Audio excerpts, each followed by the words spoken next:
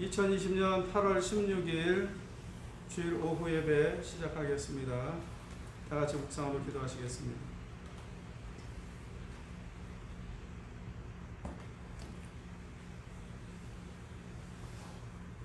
찬송가 240장입니다. 찬송가 240장.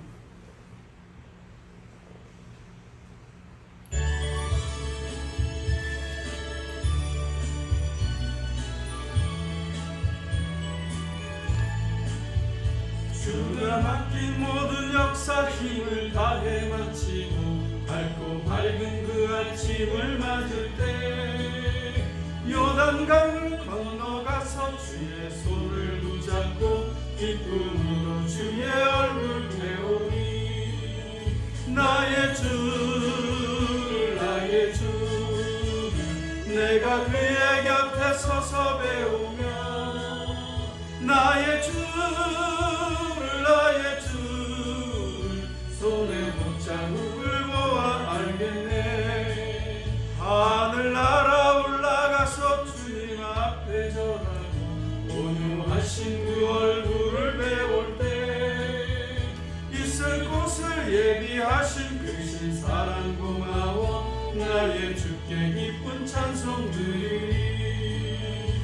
나의 주를 나의 주를 내가 그의 곁에 서서 배우며 나의 주를 손에 못자국을 보아 알겠네. 이 세상을 일찍 떠난 사랑하는 성도들 나를 맞을 준비하고 있겠네. 저희들과 한 소리로 찬송 부르기 전에 먼저 사랑하는 주를 배우리. 나의 주를 나의 주를 내가 그의 곁에 서서 배우며 나의 주를 손에 못자국을 보아 알겠네.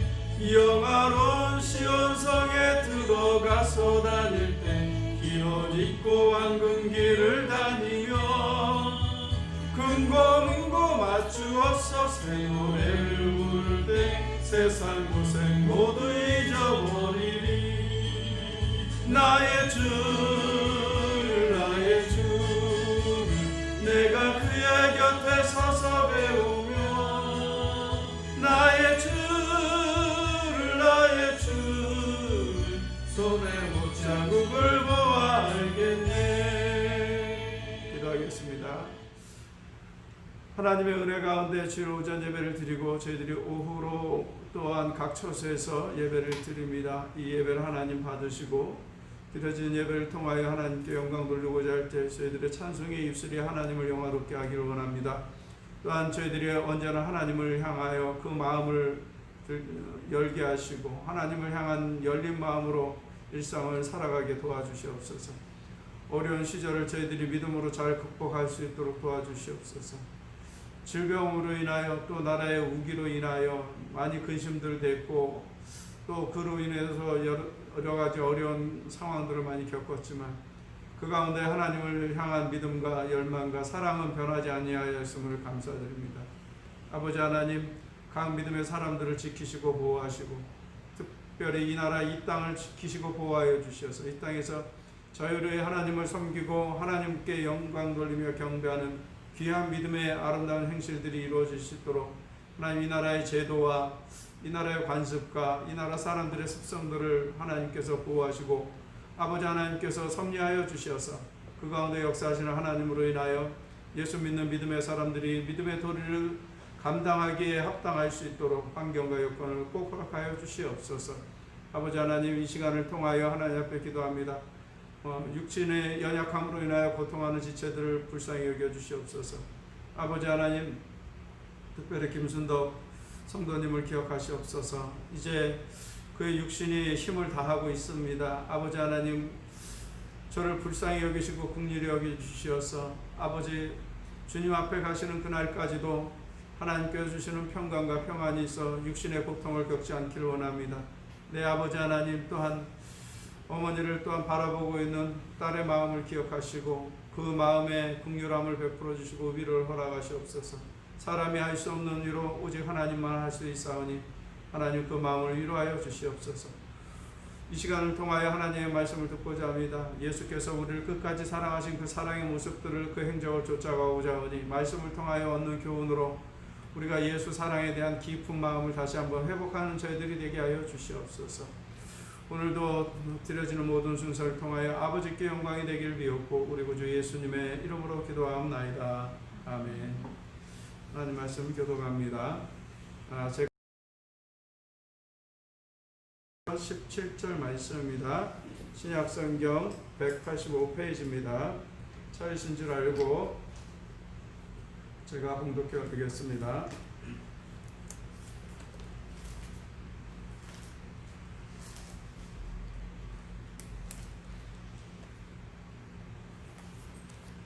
그들이 조반 먹은 후에 예수께서 시몬 베드로에게 나를 더 사랑하냐 하시니 이르시되 주님 그러하나이다. 내가 주를 사랑하는 줄 주께서 더 아시나이다. 이르시되 내 양을 먹이라 하시고 또 두 번째 이르시되 요한의 아들 시몬아 내가 나를 사랑하느냐 하시니 이르되 주님 그러하나이다. 내가 주님을 사랑하는 줄 주님께서 아시나이다. 이르시되 내 양을 치라 하시고 세 번째 이르시되 요한의 아들 시몬아 내가 나를 사랑하느냐 하시니 주께서 세 번째 내가 나를 사랑하느냐 하심으로 베드로가 근심하여 이르되 주님 모든 것을 아시오매 내가 주님을 사랑하는 줄을 주께서 아시나이다. 예수께서 이르시되 내 양을 먹이라. 아멘. 내가 나를 사랑하느냐라는 제목으로 말씀을 나누겠습니다. 오전에 이어서 오늘 이제 계속 이어지는 연속 강의의 내용입니다. 조반을 잡수셨습니다. 제자들과 함께 조반을 잡수신 후에 제자들과 이제 담소를 나누시는데 단순한 담소가 아닙니다. 이 담소는 주님께서 그들에게 다시 한번 잃어버린 사명의식을 고취시키기 위한 담소였습니다. 주님은 사실 제자들을 쫓아와서 책망하실 만도 했습니다. 그러나 오전 강론에 말씀드린 것처럼 그들을 책망하지 아니하시고 저희들을 부르십니다. 그리고는 와서 밥을 먹으라 하시는 겁니다. 그렇게 제자들의 아침밥을 챙기신 후에 그들과 같이 이야기를 나누시면서 그들 안에 잃어버렸던 원래 가져야 될 사명을 고취시키시는데요. 주님께서 그 중에서 시몬 베드로에게 이렇게 말씀을 하십니다. 요한의 아들 시몬아. 사실 시몬이라는 이름이 베드로의 본명이고 베드로는 헬라어식으로 변형된 게바라는 아람어의 번역 언어입니다. 그러니까는 우리는 베드로 하지만 실제 본명은 시몬이거든요. 그리고 주님께서 베드로야 하신 것이 아니라 주님은 시몬아라고 부르시거나 게바야라고 부르셨습니다. 그러나 우리는 이제 베드로라는 이름이 익숙해진 것은 헬라 문화권에 복음이 전파되면서 게바라는 이름보다는 번역된 베드로라는 이름으로 많이 알려졌기 때문에 베드로라는 이름을 오늘날 우리가 많이 쓰고 있는 것입니다. 주님께서 베드로에게 그렇게 물어보십니다. 여기에서 이제 아가파오냐 필로냐 뭐 이거 가지고 학자들이 예전부터 얘기하고 그러는데 학자들은 사실 그렇게 얘기 잘 안 합니다. 정통 헬라어를 한 학자들은 절대 그렇게 얘기할 수가 없습니다. 불가능합니다. 왜 불가능하냐면 사실이 아니기 때문에. 아가파오는 신적인 사랑이라는 근거 전혀 없습니다. 필레오는 인간적인 우정적인 사랑, 그리고 에로스는 육체적인 사랑. 물론 에로스란 말은 육체적인 사랑을 쓸 때 많이 쓰는 건 사실입니다. 아가파오, 필로, 이거 필레오 이런 말들은 사실은 교차 반복해서 사용을 했습니다. 그 부분에 대해서 전에 제가 신약 성경의 해석을 이렇게 해주면서 말씀을 주님이 내가 나를 신적인 사랑 아가파오 하느냐? 저는 아가파오는 못하고 필레오 합니다. 그러니까는 그러냐? 그러면 다시 한번 묻겠다. 내가 아가파오 하느냐? 아니요, 저는 아가파오 못하고 필레오 합니다. 아, 그러면 내가 나를 필레오 하겠느냐? 예, 그럼 필레오 하겠습니다. 이런 엉터리 번역을 우리나라에 마치 명설교인 양 착각을 했던 건 사실 다 무지해서 그래요. 이걸 인용하는 목사들도 무지하고 이거를 듣는 이들도 무지해서 그냥 그 설교가 명설교처럼 그런 이 본문의 해석이 명해석인 것처럼 받아들인 거예요. 전혀 그런 뜻이 없습니다. 뭐 헬라 학자 다닌 사람이 뭐 그렇게 얘기하냐면 헬라 학자들하고 저는 논을 해도 이 부분에 대해서 제가 이깁니다. 만약에 그렇게 주장하는 사람이 있으면 거기에 대한 구체적인 증거를 드리려면 누가복음 6장에 이런 말씀이 있어요. 누가복음 6장 32절에 보면 너희가 만약 너희를 사랑하는 자를 사랑하면 칭찬받을 것이 무엇이뇨? 죄인들도 사랑하는 자를 사랑하느니라. 자, 주님께서 지금 얘기하는 게 너희가 너희끼리 사랑하는 거라 그랬잖아요. 그죠? 사람이 사람을 사랑하는데 신적인 사랑이라는 표현을 쓸 수 있어요, 없어요? 아가파오가 신적인 사랑을 의미한다. 못 쓰죠? 더더군다나 여기서 또 어떤 표현이 나왔어요? 죄인들도 자기를 사랑하는 자를 사랑한다 그랬어요. 그러면 죄인들이 하는 사랑을 아가파오가 신적인 사랑이라고 쓸 수 있었어요. 못 쓰죠. 그래서 제가 본문을 갖다 헬라어로 이렇게 써가지고 갔어요. 헬라어에 보면은 카이 에이 아가페테 투스 아가폰타스 휘마스 포이아 휘민 카리스 에스틴 카이 가르 오이 하말토로이 투스 아가폰타스 아우토스 아가포신 무슨 말인지 하나도 못 알아들으시겠죠. 근데 여기서 보면 아가파오라는 말을 변형된 그러니까는 어미가 이게 헬라어는 이제 어미형에 따라서 이게 바뀌어져요. 내가 사랑하느냐, 네가 사랑하느냐, 그들이 사랑하느냐 뭐 그런 말이 성수격에 따라서 조금씩 이게 헬라어가 다른데 여기 기본이 이겁니다. 그렇다면 너희들끼리 아가파테라는 말을 또 아가폰타스 이거 다 같은 말이에요. 아가페 너희들끼리 아가페 하는 너희들을 사랑하는 사람들을 너희들이 아가페 너희들에게 아가페 하는 사람을 너희들도 아가페 한다면 문제가 있다는 거예요. 어떤 문제가 있어요? 그것은 죄인들도 자기를 사랑하는 자를 사랑한다는데 죄인들도 자기를 아가파오하는 사람을 자기들도 아가파오한대요. 그러니까 이 말은 아가페라는 말이 신적인 사랑으로 썼다라는 말 자체가 성경 자체로 부인이 돼요. 그러니까 그 부분에 대해서 헬라어를 조금 아시는 분들이 아주 말도 안 되는 명성교를 만들어내신 거예요. 그러니까는 아가페는 신적인 사랑이다. 절대로 본문상 지지가 되지 않습니다. 신적인 사랑이라면 죄인들이 어떻게 신적인 사랑을 한다고 주님이 말씀하세요? 그럼 주님이 거짓말을 했든지 진리를 얘기하신 게 아니죠. 그게 아니라면 다른 성경에도 그렇게 돼 있어요. 그것뿐이 아니라 요한복음 사실 예를 들려면 되게 많은데 요한복음 3장 19절에 보면 그 정죄는 이것이니 곧 빛이 세상에 왔을 때 사람이 자기 행위가 악함으로 빛보다 어둠을 더 사랑한 것이다. 그러면 여기 어둠을 사랑했다라 그러면 이 어둠을 사랑하는 건 육체적인 사랑에 관한 얘기든지 아니면 하다못해 우정적인 사랑 정도는 써야 되지 않겠어요? 근데 놀랍게도 여기도 뭐라고 써놓냐면 어둠을 사랑하는 그 사랑이라는 단어 표현을 뭐로 썼냐면 아가파오라고 썼습니다. 문제는 여기에 있는 거예요. 물론 여기서는 이제 에가페라고 썼어요.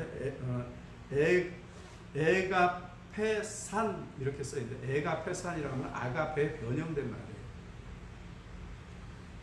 죄인들이 빛보다 어둠을 더 사랑하는 걸 신적인 사랑이라고 표현할 수 있냐고요. 같은 요한복음 안에도 그렇게 표현이 되어 있잖아요. 그러니까 아가페는 신적인 사랑 틀렸다. 어디서 그런 설교하면은 저분은 헬라어를 모르고 남의 설교 뺏긴 거다라고 생각하시면 딱 맞아요. 절대로 그럴 수가 없습니다. 제가 헬라어를 그래도 빨리 공부해서 많이 공부한 편이라서 분별이 돼서 너무 저도 감사했습니다. 안 그러면 저도 엉터리 설교를 여러분들한테 해야죠. 뭐라고 얘기해요? 주님이 내가 신적인 사랑으로 나를 사랑하느냐? 아니요. 저는 인간적인 우정적인 사랑밖에 못합니다. 듣기에는 굉장히 감동스럽잖아요. 전혀 본문의 의미하고 상관없어요. 다만 왜 요한이 이런 표현을 썼냐? 교차 반복을 피한 겁니다. 교차 반복. 그러니까 아가페라는 말은 신적인 사랑으로만 쓰지 않는다. 최소한 이것만이라도 아시면 되겠습니다. 그래서 주님이 물어봅니다. 요한의 아들 시몬아, 내가 이 사람들보다 더 사랑하느냐? 어떤 주석에는 이런 표현이 있어요. 분명히 게바라는 별명을 지어주셨는데 왜 여기서 시몬이라고 같이 이렇게 불러주냐? 게바로서의 사명감을 잊어버렸다. 반석으로서의 사명감을 잃어버렸기 때문에 이제는 자격 없다. 다시 반석이 아닌 원래 자리 시몬으로 돌아가라. 이런 주석을 해놨어요. 그런 의미가 아니라고 봅니다. 오히려 요한의 아들 시몬이라는 것은 말 그대로 그 사람의 본래적인 오리지널 정체성을 주님께서 친근하게, 마치 너를 내가 네 아버지 때부터 너를 잘 알고 있고 너의 가정과 가문의 사정을 내가 잘 알고 있다라고 얘기하는 거예요. 이게 굉장히 친근한 친근한 어법이에요. 유대의 언어적인 관습을 모르니까 그런 주석들이 나오는 것 같은데요. 여러분들에게 주석학을 가르치려고 하는 것이 아니라 여러분이 성경을 읽을 때 엉터리로 읽지 말라는 얘기를 하기 위해서 저는 여러분들에게 이렇게 가르치는 겁니다. 자, 요한의 아들 시몬아 라고 얘기하는 것, 친근한 유대인의 어법입니다. 내가 네 아버지도 알고 네 집안을 잘 알고 있다. 그러면서 뭐라고 얘기하냐면 이 사람들보다 나를 더 사랑합니다. 여기에 대한 해석은 학자들마다 견해가 많이 달라요. 이 사람들, 여기 이제 이 사람들로 되어 있는 헬라어 원어로 보면 아우토스로 되어 있어요. 아우토스는 되어라고 얘기했습니다. 이걸 물건으로 볼 수도 있고 사람으로도 볼 수 있어요. 근데 어쨌든 이 사람들로라고 번역하는 것이 맞느냐, 또는 이 사람들이 아니라 이 상황 또는 물건도 되니까 베드로가 지금 배, 그물 같이 어구로 쓰고 있는 직업으로 다시 돌아간 그 직업을 가르쳐서 하는 얘기냐. 그래서 어떤 사람은 이 사람들이라고 하지 않고 이것들로 번역을 하면 이렇게 된다는 거예요. 이 그물보다 이 배보다 내가 나를 더 사랑해. 그러니까 네가 생업으로 돌아가는 것보다 나를 더 사랑할 수 있겠느냐라고 물어보신 거다. 그럴듯한 해석이에요. 근데 그럴듯한 해석이지만 이 본문의 흐름을, 문맥상의 흐름을 보면 그런 뜻으로 해석을 할 수가 없고 사람으로 보는 게 맞습니다. 그러니까 여기서 또 그럼 이 사람들보다 나를 더 사랑하느냐라는 부분에서 이 사람들이 나를 사랑하는 것보다 더라는 의미냐, 아니면 이 사람들을 사랑하는데 이 사람들을 사랑하는 것보다도 나를 더 사랑하느냐, 이렇게 해석을 해야 돼요. 둘 중에 해석이 다 가능하다는 거예요. 헬라어상에 사실 그래요. 해석을 해보면. 그런데 문맥상 흐름을 보았을 때는 여기 있는 이 사람들이 나를 사랑하는 걸 내가 알겠는데 그 사람들보다 너는 나를 더 사랑한다고 얘기할 수 있겠느냐라고 해요. 왜냐하면 베드로는 자기가 주님을 정말 더 사랑한다고 호언장담을 했던 사람입니다. 그때 베드로가 뭐라고 대답을 합니까? 이르되 주님 그러하나이다. 내가 주님을 사랑하는 줄 주님께서 아시나이다. 그랬더니 주님께서 뭐라고 얘기하세요? 내 양을 먹이라 라고 얘기하세요. 자, 이제 내 양을 먹이라라는 그 먹이라는 것은 말 그대로 양들을 목초지로 인도하라는 뜻입니다. 목초지로 인도. 이거 돌보다라는 그런 의미가 되는데 먹이라, 치라, 이 모든 것은 연속되는 것은 양들을 돌보는 것을 얘기하는 겁니다. 그래서 양들로 하여금 목초지에 가서 먹을 수 있도록 해줘라 라고 얘기해요. 근데 여기서 누구 양이라고 얘기해요? 내 양. 그래서 주님은 우리, 이게 사명을 가진 목사나 목자들한테 양을 맡긴 거예요. 그러면 그 양은 누구 양이냐면 주님의 양이에요.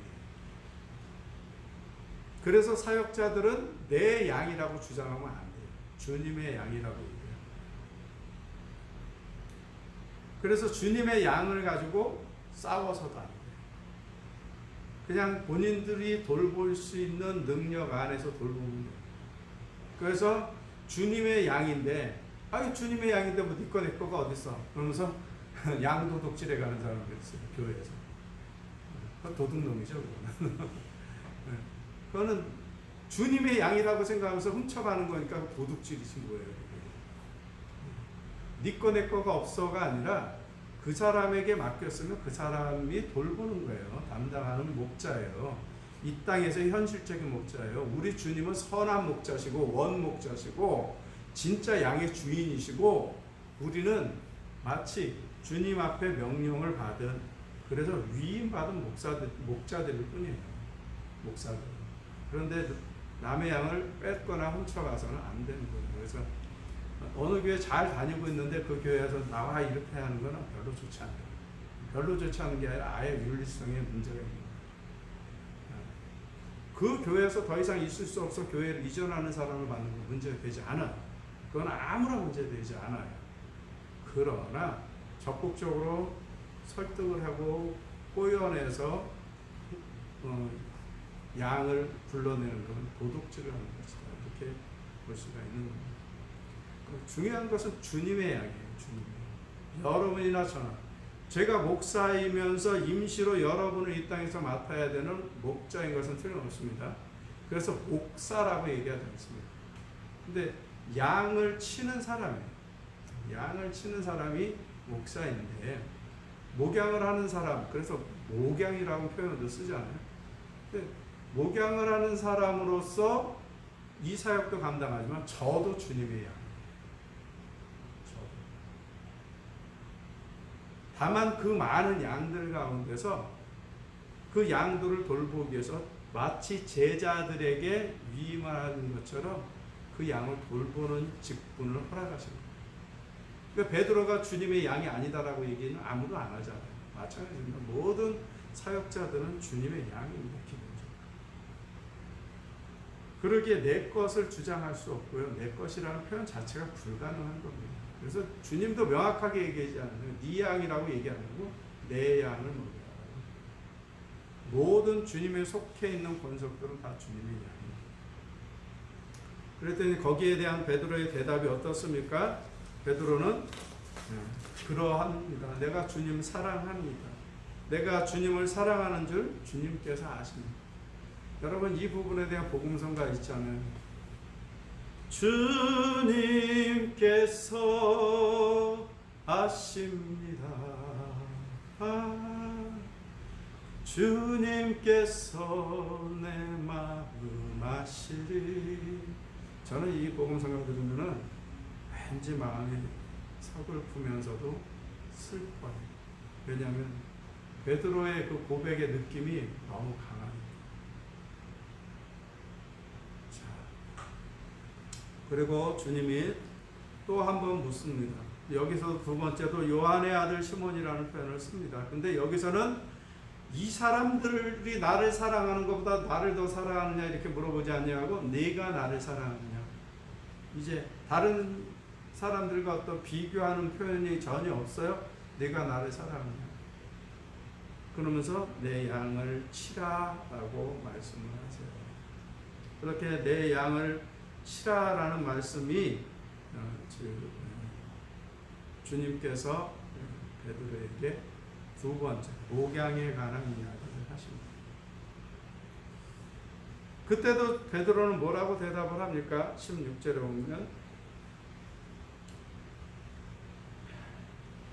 주님 그러하나니 내가 주님을 사랑하는 줄 주님께서 아시네. 그랬더니 양을 치라 그러시다. 세 번째로 주님이 또 물어보십니다. 똑같이 물어보십니다. 뭐라고요?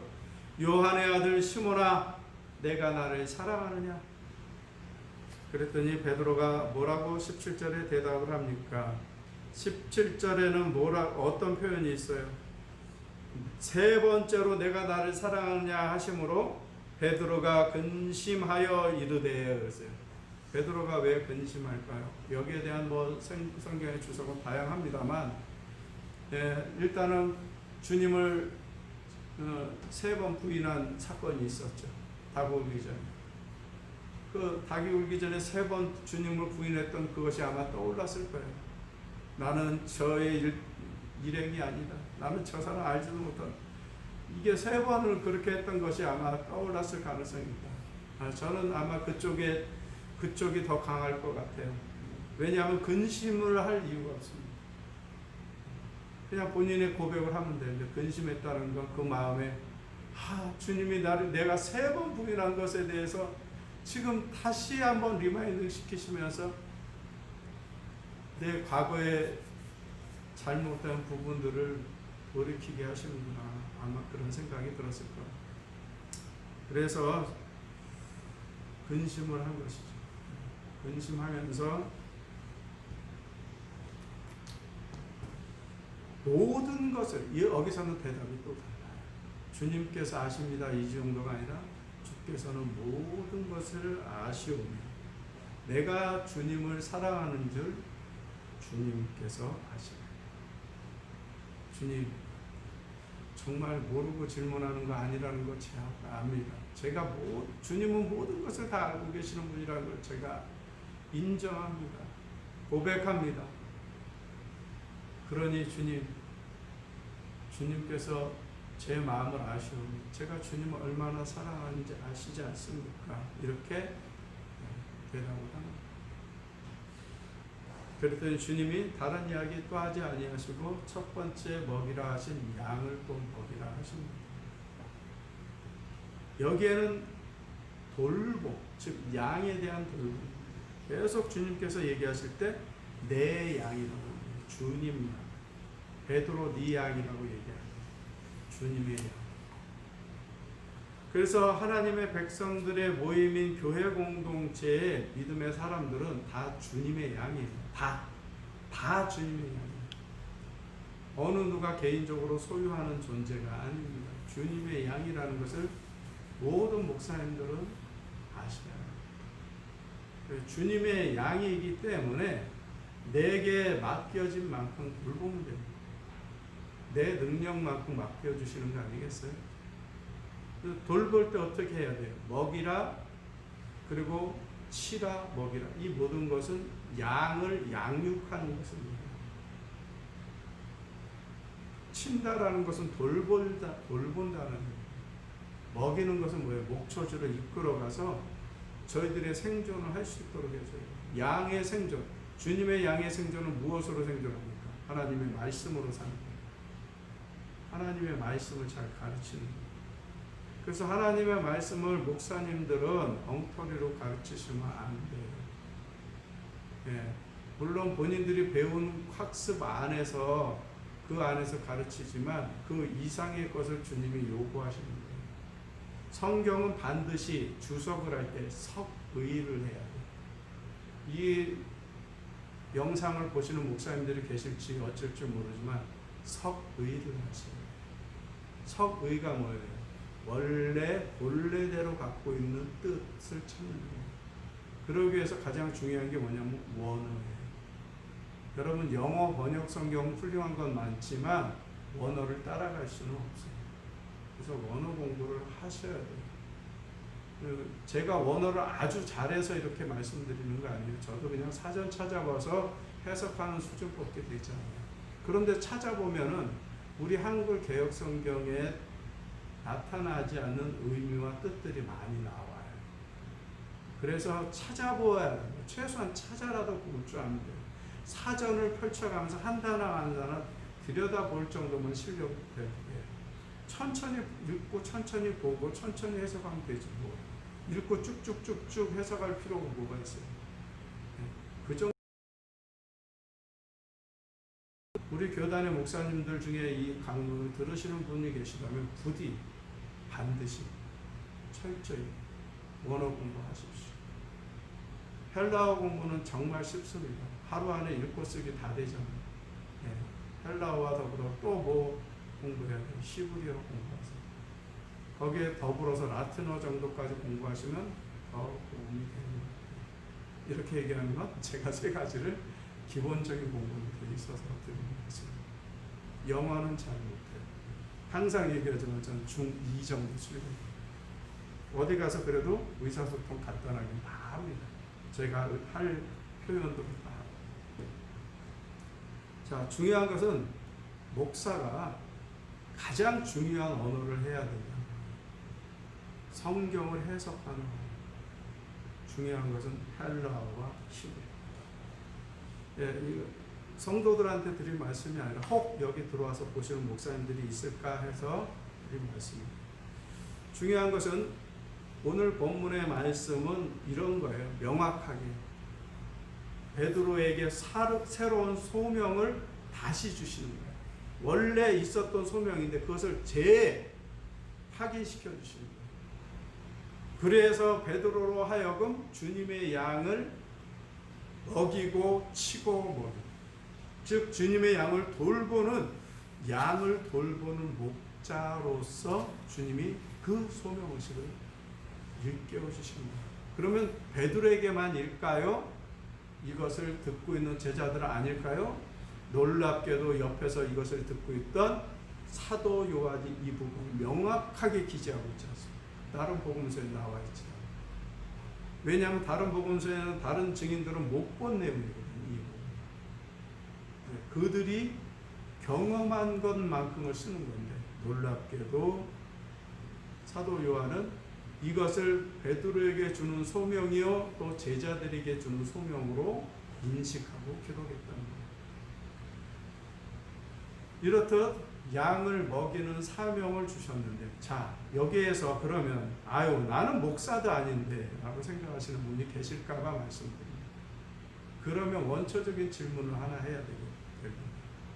지금 주님이 사명의식을 깨닫게 하기 위해서 사명을 준 거는 맞습니다. 그들이 사명자, 우리가 이제 한국에서 사명자라는 표현을 많이 써요. 근데 저는 썩 적합한 표현이라고 생각은 하지 않습니다만 그냥 보편적으로 많이 쓰는 표현이라 그냥 그대로 쓸게요. 사명자로서 베드로를 대하시는 거 맞습니까? 예, 맞아요. 근데 그 이전에 베드로에게 뭘 물어보십니까? 내가 사명을 이뤘느냐라고 물어보지 않고 내가 나를 사랑하느냐라고 물어봐요. 자, 그러고 나서 사랑한다면 너에게 준 사명을 기억하라 이렇게 얘기하시는 거잖아요. 그러면 앞부분에 말씀드린 것처럼 그럼 원초적인 질문을 다시 해야 돼요. 주님이 오셨다면 여러분들에게 아무개야 내가 나를 사랑하느냐? 라고 물어보신다면 여러분은 거기에 대한 답은 어떻게 하시겠습니까? 거기에 대한 대답을 하셔야죠. 대답을 안 할 수는 없는 거죠. 뭐라고 대답하시겠습니까? 베드로처럼 그렇게 대답하시겠지 않겠습니까? 그러하외다. 내가 주를 사랑하는지 주께서 잘 아시는 그렇게 대답하실 거예요. 그러면 주님이 아마 그 다음을 베드로에게 물어본 것처럼 이렇게 물어보실 거예요. 내가 나를 정말 사랑하냐? 그렇다면 내가 너에게 준 새 계명을 지켜라. 이렇게. 그리고 내가 너에게 준 증인으로서의 사명을 갖다.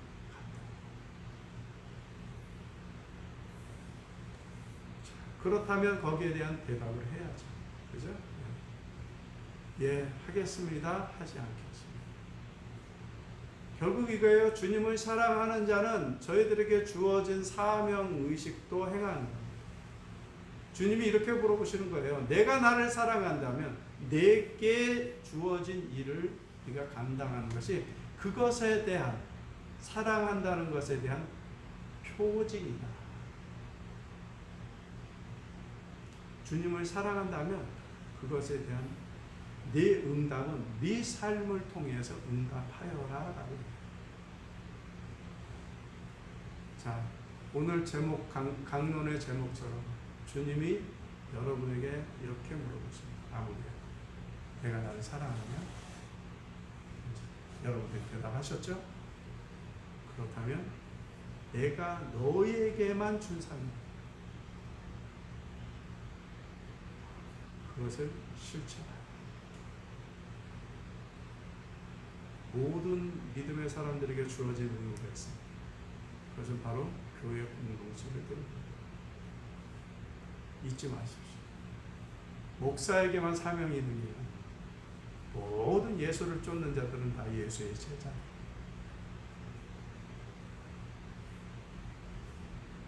다 예수의 양. 그렇다면 여러분들 만약에 주어진 각자의 사명이 있다는 것을 기억하시고 거기에 대한 대답을 하셔야 돼요. 무엇으로? 행동으로. 베드로는 대답을 했습니까? 과연? 그렇습니다. 베드로는 로마에서 거꾸로 십자가에 달려 죽었다는 전승을 알렸죠. 죽기까지 그 사명을 감당했습니다. 이제 이 시대에 살아가는 우리들 각 사람에게 이 사명은 동일하게 있다는 것을 기억하십시오. 주님이 내가 나를 사랑하느냐 물으셨잖아요. 그러면 이제 삶을 통하여 대답하십시오. 거기에 대한 주님의 평가는 주님 앞에 섰을 때입니다. 내가 나를 사랑했다고 했느냐? 그래 네 삶을 통해서 넌 어떻게 대답하느냐? 라고 주님이 물어보시고 오늘 여기까지 하겠습니다. 기도하겠습니다. 전능하신 아버지 하나님, 우리가 주님을 사랑하는 줄 주님이 아시오니 저희들을 살피시고 돌보시옵소서. 또한 하나님께서 말씀을 주심에 그 말씀에 대한 절대적인 순종과 복종이 있게 해주시옵소서. 자신이 스스로 판단한 것으로 자행자주하지 않게 하시고 고집 부리며 하나님의 뜻과 어긋나는 것을 옳다라고 주장하지 않게 해주시옵소서. 어리석음 속에서 헤매지 않게 하시고 어둠 속에서 방황하지 않도록 하나님 저희들의 눈을 밝혀주시고 모든 믿음의 사람들을 하나님 원하시는 그 밝은 대낮의 그 자리로 저희들을 인도하시고 이끌어주시고 하나님이 걸으라 하시는 그 길, 좁은 문으로 들어가게 하여 주시옵소서. 오늘도 하나님의 은혜 가운데 살았습니다. 한 주간도 그 은혜 가운데 살 수 있도록 해주시고 연약한 지체들마다 하나님 은혜를 더하시고 저희들에게 풍성함과 평안함을 더하소서. 예수님 이름으로 기도합니다. 찬송가 529장 찬송하겠습니다. 찬송가 529장.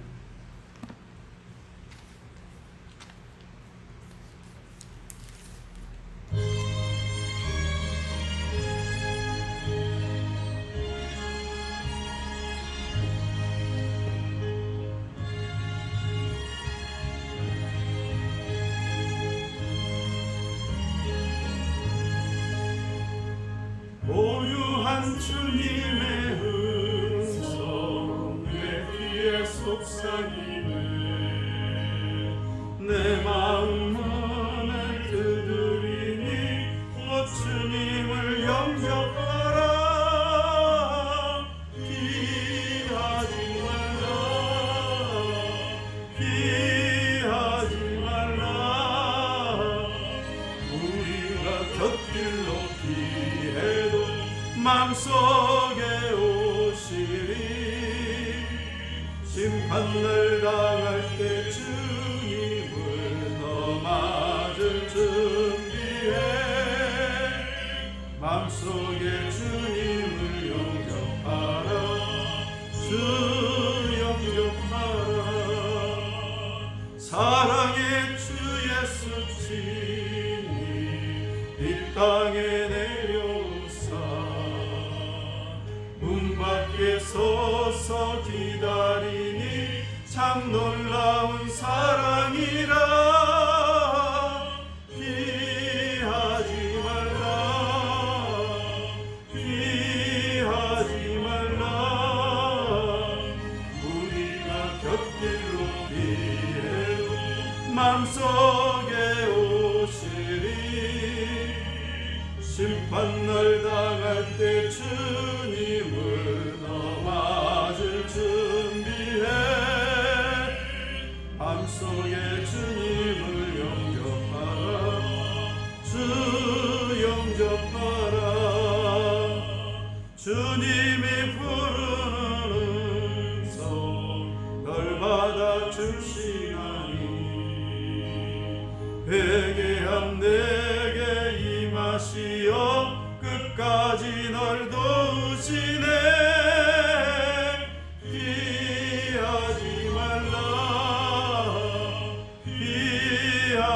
말라. 우리가 곁길 높이에도 맘속에 오시리. 심판날 당할 때 주님을 넘어질 준비해. 마음속에 주님을 영접하라. 주 영접하라. 주님의 은혜를 받고 너 주를 영접하라. 마음문 활짝 열어놓고 너 주님을 영접하라. 피하지 말라. 피하지 말라. 우리가 곁길 높이에 맘속에 오시리. 심판날 당할 때 주님을 넘어질 준비해. 마음속에 주님을 영접하라. 주 영접하라. 주님 가르쳐 기도로 마칩니다. 하늘에 계신 우리 아버지, 아버지의 이름을 거룩하게 하시며 아버지의 나라가 오게 하시며 아버지의 뜻이 하늘에서와 같이 이 땅에서도 이루어지게 하소서.